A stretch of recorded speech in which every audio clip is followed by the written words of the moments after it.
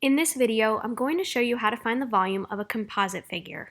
A composite figure is composed of more than one rectangular prism. In order to find its volume, we have to separate the figure into two rectangular prisms, find the volume of each, and then add the volumes together to get the total volume. This particular prism can be split in two different ways, so I'm going to show you both of them. First, I'm going to split this figure horizontally, and I need to do this by creating a line.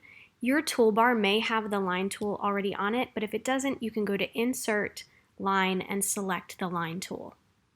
Next, I'm going to draw a line across the figure to split it so that there is one piece up and to the right and one piece down and to the left. When I do this, I'm going to change the color of the line to black and change the thickness to a 4-point thickness.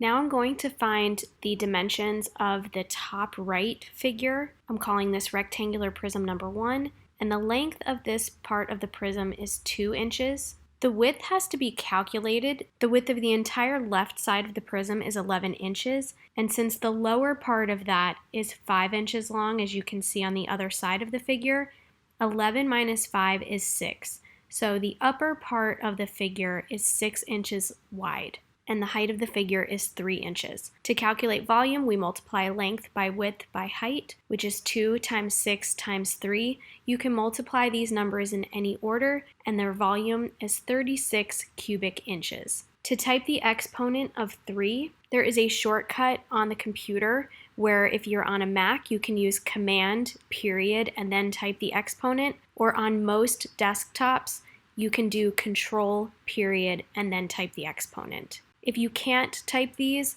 you can also just write 36 cubic inches. Now we have to find the volume of the second figure. The length of this figure is 6 inches, the width is 5 inches, and the height is 3 inches. To calculate volume, we have to multiply the length times the width times the height.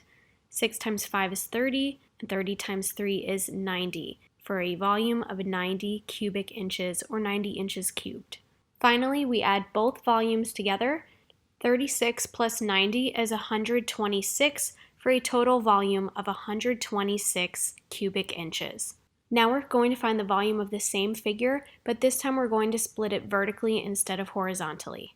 Remember to insert the line, and this time we're going to draw the line vertically, splitting it into a left and right side. I'm going to change the color of the line to black and make it 4 points wide. I'm also going to insert another line to make sure that I cut it down that final edge so that you can really see the difference in the left prism and the right prism. Looking at the prism on the left, we'll call this rectangular prism number 1, there is a length of 2 inches, a width of 11 inches, and a height of 3 inches. To calculate the volume, we multiply the length times the width times the height, or 2 times 11 times 3. You can multiply these three numbers in any order, and their total volume is 66 cubic inches.